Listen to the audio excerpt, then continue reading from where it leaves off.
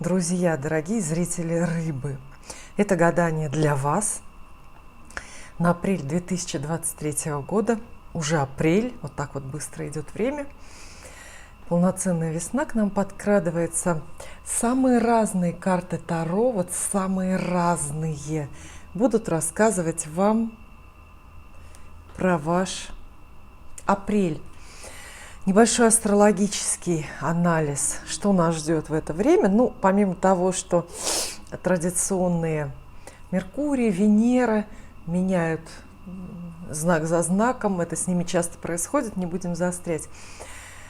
21 числа Меркурий становится ретроградным, привычно затрудняя нам течение повседневной жизни, ставя разные неприятности, выставляя на пути к достижению цели, ну, в общем, и так далее. Вы знаете уже, это тоже часто бывает, ретроградный Меркурий, мы в каком-то смысле к нему привыкли, хотя иногда вот этот вот ретроградный Меркурий приносит, ну уж совершенно неожиданные, совершенно странные и, прямо скажем, лишние вещи в нашу жизнь. Ну, в общем, это еще не скоро, с 21 апреля только будет, а 20 апреля солнечное затмение.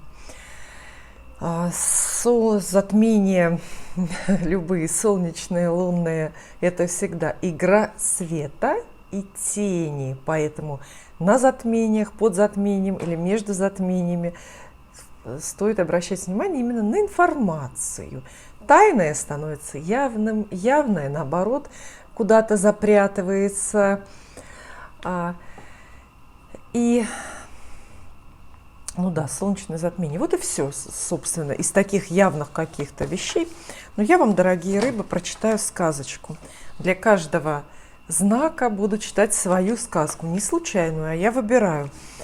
Прошу вас, вот в очередной раз, прошу вас, не смотрите гадание просто так. Это вы не новости слушаете, понимаете, да, где вас ничего не касается. Здесь про вашу жизнь рассказываю я, и карты. Рассказывают карты, я перевожу. Вот, поэтому прям можете остановить даже видео, хотя бы на минуточку, закройте глаза и подумайте, чего вы хотите от этого апреля, какие ваши планы, чего вы, наоборот, боитесь, хотите избежать. То есть вот задавайте вопросы, настраивайтесь на гадание, и тогда вы удивитесь, насколько все точнее будет, насколько все будет вам понятнее, полезнее и так далее. И точно так же сказку. Почему-то для рыб, почему-то в последнее время очень много с рыбами. Вот заметили, я вам даже первым делаю это гадание на апрель. Заметили вы, да? Потому что я вижу именно у рыб очень большую такую потребность. Очень много я с рыбами разговариваю в скайпе, очень много. У меня заказчиков сейчас, клиентов именно рыб. То есть рыб потянуло интересоваться судьбой. Поэтому я решила, что вам первым нужно это сделать. И сказочку выбрала вам. Она совсем коротенькая, тут много терпения не потребуется. Но тоже подумайте, сказка эта должна быть вам в тему. Ой, должна кому-то помочь. «Семена жизни» называется эта сказка. «Семена жизни». Итак, два семечка лежали рядом в плодородной весенней земле. Видите, еще и к сезону, да, сказка подходит. Как раз сейчас же вот это все. Семечки, земля и так далее. «Хочу расти», — сказала первая. «Хочу пустить корни в землю под собой и пробить стеблем землю над собой. Хочу развеять нежные свои цветы, как знамена, возвещающие приход весны.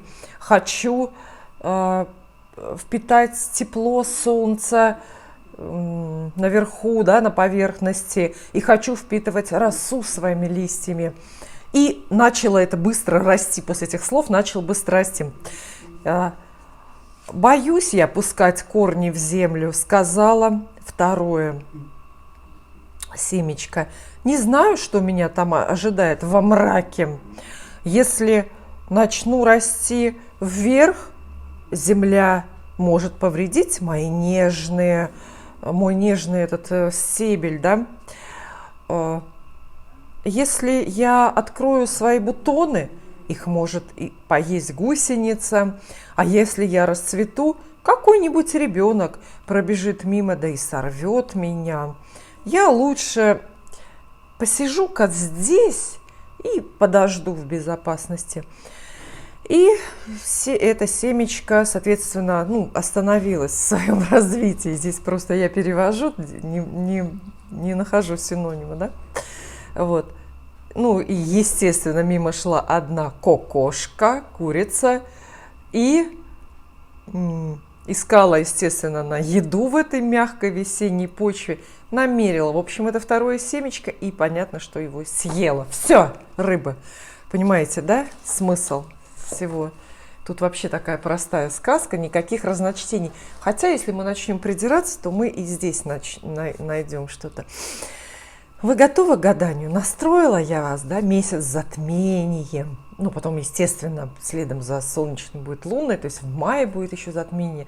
В общем, немножко такое время, да, откровение. Вообще затмение, любые затмения призывают нас держать ушки остренькими, глазками тоже смотреть везде, потому что это вот время именно вот раскрытия и сокрытия информации. Свет, тень. Вот Земля, Солнце и Луна, это же на троих они соображают всегда вот эти вот затмения, это из 3 штук состоит. И вот они что-то между собой играют, что-то утаить от нас хотят, а что-то и выставить, наоборот, на показ. На, смотри, вот, все, что ты не знал, все здесь. Итак, начинаем гадание. Ну, я почему-то волнуюсь, вы знаете, я волнуюсь, не знаю. Вот такая малюсенькая колода. Почему она такая малюсенькая? Потому что здесь только старшие арканы.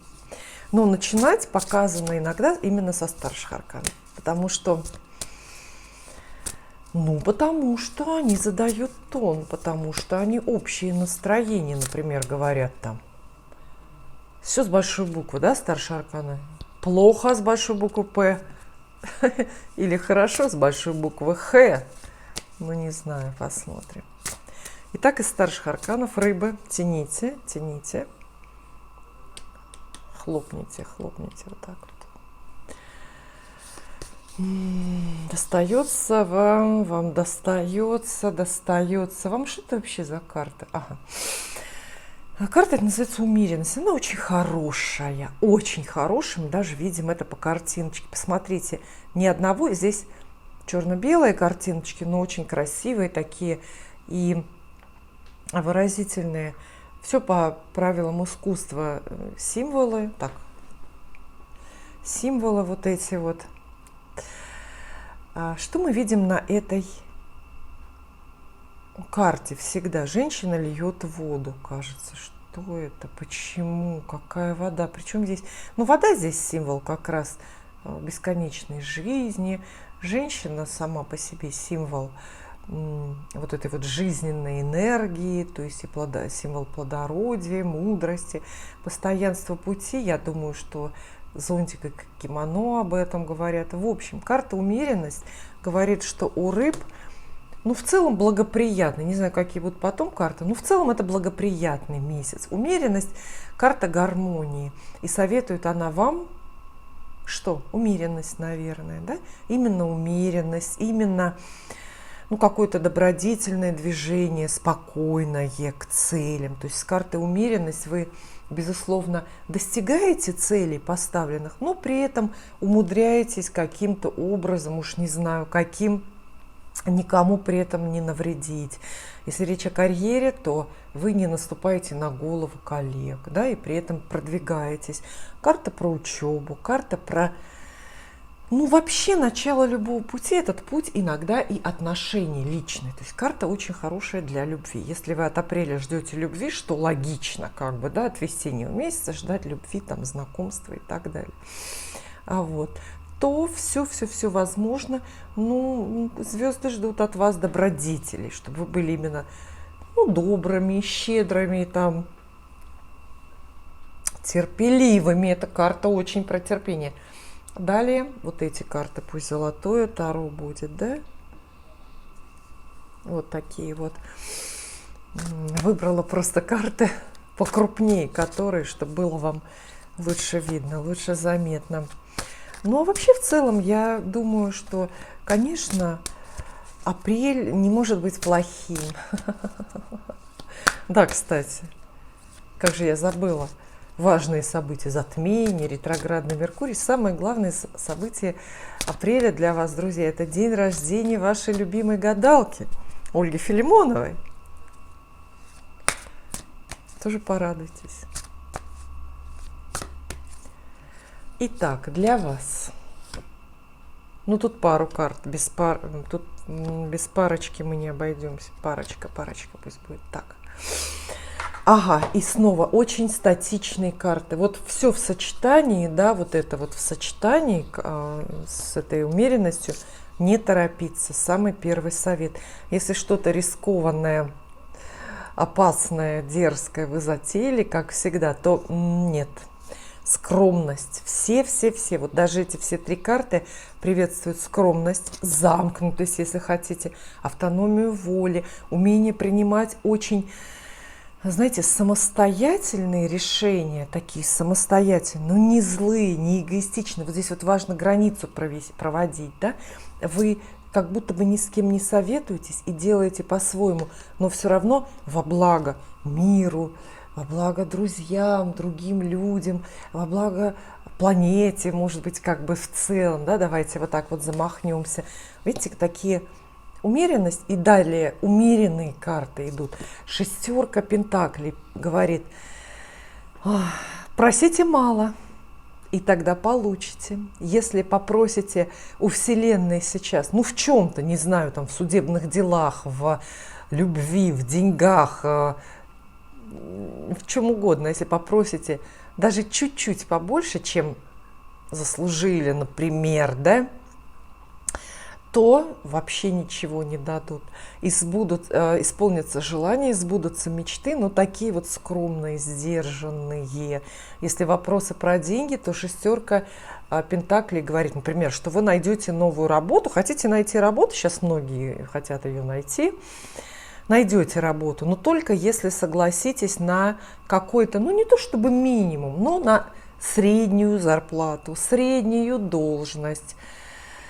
И это хорошо, если вы пойдете, да, вот на что-то такое среднее, потом оно вас найдет. Если у вас заслуженный карьерный рост, успехи, да, вам там королем судьба стать, королевой, то это все вас найдет. А сейчас нужно скромно вот так вот замахиваться. Двойка мечей рядом. Просят никому особо о своих успехах и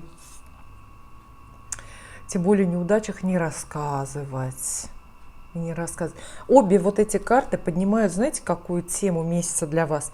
Тему помощи. Вот помогут мне или не помогут? А мне вот помочь кому-то или мне не помочь кому-то? То есть вокруг этого будут крутиться разговоры, например, когда вы помогаете там деньгами кому-то, вот каким-то друзьям, родственникам, например, знакомым. В то же время, в свою очередь, ждете, например, какой-то там материальной помощи, да, из кассы взаимопомощи на работе, что-то такое вот получить. То есть вот так, и это в обе стороны работает. Карты говорят, помогайте, но по чуть-чуть. Щедрым жестом, что у меня здесь есть такое, чтобы щедрым жестом показать, даже не знаю, ничего дорогостоящего нету. Щедрым жестом что-то такое, что вам по-настоящему бесконечно дорого, вот так отдавать никому не нужно. Просят, дайте чуть-чуть, сколько можете. Вот какая-то такая история. Речь, конечно, не только о деньгах. В каком-то смысле речь и про эмоции, про... Это административная какая-то поддержка, может быть к вам за помощью как раз ваши работники, вы работодатель, обращаются работники, там просят внеурочный отпуск какой-то или действительно зарплату поднять. Тут вы тоже думаете, что поднимите, ну, на чуть-чуть зарплату. Не надо вот так вот метать. Да, далее еще карты такие вот. Тоже очень должны быть такие видимые для вас картинки. Ну что, проясняется у вас картина? Отвечаем мы, по-моему, на те вопросы, которые я не рыбы. Но все равно на те вопросы, которые я бы задала, например, этому апрелю. Вот даже я уже получила ответы. Что у меня в рыбах? У меня ничего нет в рыбах, кстати. Я вообще ни разу не рыба. Ничего нет у меня, ни одной там планеты даже. Так, далее. Тут тоже две. Ого! Ничего себе.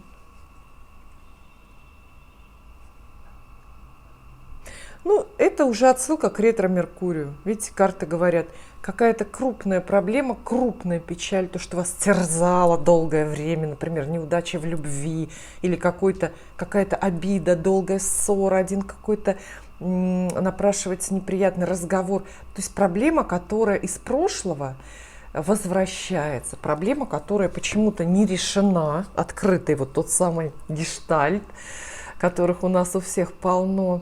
Вот. Проблема, которую вообще-то либо пора было давно забыть, либо давно было пора решить, разрешить, например, с кем-то помириться.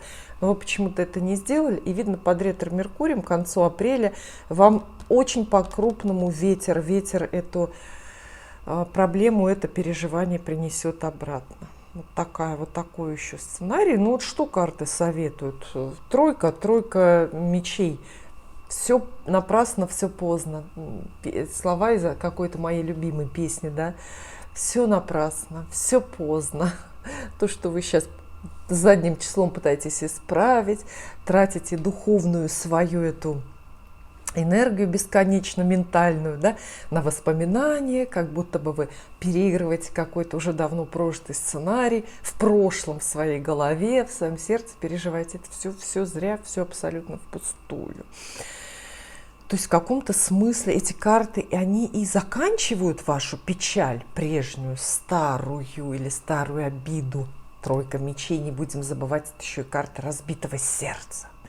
Разбитое сердце. А тут приходит доктор, но сердце не склеивает, а как будто новое выдает, например, понимаете, да? То есть старую ситуацию прежнюю не спасти. Например, там любовь ушла, закончилась ваша или чья-то любовь к вам. Вот. И не могу сказать, что это плохие карты, но они вот описывают конец какой-то бесконечный и, главное, такой досадный, пустой и бессмысленный конец вашего долгого переживания. Долгая проблема какая-то, ну, скорее всего, более-менее плюс-минус серьезная, из-за пустяков бы вы не переживали, да, хотя, не знаю, иногда бывает. Вот. Все это заканчивается просто не потому, что разрешается там в вашу пользу, а иссякло. Вот, знаете, вот пересох родник. Ну, пришло время, вот ретро-меркурий, он, в принципе, за этим же приходит. Так, далее, Таро Кроули. Без них мы тоже не обойдемся. Вы знаете, карты, чего нету пока, да, давайте, пока мы дальше вот не пошли, я вам скажу, чего нету. Какие есть, мы увидели, а всегда надо смотреть, каких нет карт. Нет конфликтных карт, это уже плюс, да, я считаю, что это большой плюс. Рыбы в основном все ругаться вообще не любят. Есть исключения, но в основном нет. Тут нет конфликтов, потерь каких-то реальных нет. Нет карт особых про дела почему-то, поэтому до сих пор остаются под вопросом, ну, ваши успехи карьерные или профессиональные, они вот под вопросом. То есть, будете ли вы что-то делать вообще в это время? Я не вижу, чтобы вы тут особо делами занимались. Но посмотрим, что у нас еще же карт полно. Угу. Так. А вот их дела появились. Казенные дела. Сразу резко. Казенное какое-то дело. Это для тех, кто вот ждет карьеру в апреле, для тех, кто хочет на работу на новую устроиться. Обращайте внимание именно на власть, знаете, властные структуры, на крупные организации, которые часто бывают государственные или в какой-то такой, ну, дорогой, в такой собственности, пусть даже общая там какая-то нас, как это сказать, смешанная типа. Вот. То есть появление нового начальника, карты фигурные, и они вот вместе в паре, и как раз и описывают такой ожидаемый на самом деле, да, но рывок, скачок в карьере, назначение на новую должность, получение в руки какого-то достойного, интересного проекта, выход на новую, опять-таки, работу. И почему-то тут же, вот не просто вам новая работа, да, вот она появляется, ну или вообще новая занятость, или просто занятость, новый бизнес, да, а почему-то это все с какой-то вот идет казенной темой. То есть вы выходите на работу, но туда, где придется очень строго кого-то слушаться. Это вы выходите в организацию, например, где очень очень ответственный порядок субординации, где все распределено, да, нет свободы там никакой. Ты начальник, я дурак, так раньше говорили в основном. Вот, поэтому, казенная должность, казенные какие-то вот эти вот дела. В каком-то смысле хорошо появление вот этих фигурных карт. Это люди, которые как-то оживляют вашу жизнь, которые как-то появляются, вмешиваются в то, что происходит, вернее, вокруг. В каком-то смысле это могут быть, да, и бизнес-партнеры, и учителя какие-то, может быть, тренеры или новые друзья. Но друзья такие, знаете, со смыслом. Друзья, с которыми вы заняты делами. Неплохо карты обращают внимание ваше, вот на это. На карьеру тоже и на отношения субординации, власть, подчинение. Важно это не перепутать. Я думаю, что рыбы, люди очень с тонкими настройками, да? Рыбы очень тонко настроены. И вы так чувствуете неочевидные, незаметные вот эти вот тонкие вибрации в пространстве, да, что вы как раз хорошо понимаете субординацию, понимаете, улавливаете, кто главнее, кто сильнее, да, вот эта интуиция ваша хваленая, все. Поэтому, может, для вас как раз такие предупреждения напрасны. Мои любимые, посмотрите, какие красивые, оригинальная очень колода. Таро цветов, посмотрите. И они добрые, что интересно. Все красивые и добрые. Замечали? Из колоды Таро цветов. Раз. Для рыб. Так. Все, это последняя колода у меня, по-моему. Из парадно-выходных. У меня тут повседневные разбросаны еще по всему. Вот опять есть какая-то статика. Вот как будто бы мы возвращаемся к картам, которые были в начале. Будете заблуждаться, какой-то множественный выбор вас ждет, связанный, опять же, с работой, с чувствами, с собой, например, и состояние растерянности от этого. Карты говорят, не поддавайтесь. Когда покажется, что вы слишком много из чего-то выбираете, например, много вариантов нового бизнеса у вас, или много женихов, 7 по лавкам женихов сразу образуется, не верьте, это иллюзия выбора. То есть в апрель принесет рыбам иллюзию выбора в чем-то. И часто, да, это любви именно касается, знаете, особенно когда речь идет о виртуальных знакомствах. Знакомства в интернете популярные, на разных сайтах, на разных ресурсах, в соцсетях, да, и так далее. Говорят, что люди туда специально только за этим и ходят, многие, на эти ресурсы, чтобы создать для себя вот эту иллюзию востребованности или иллюзию выбора, что-то такое. Вот.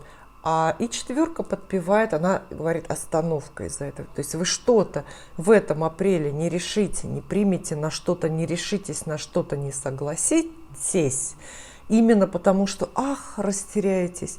Так много, вот это невинные карты, вроде бы кубки. Но на самом деле серьезное предупреждение, пока вы будете считать вот это вот ворон, рассматривать предложения, которых на самом деле вам никогда не сделают, вы упустите что-то реальное и важное.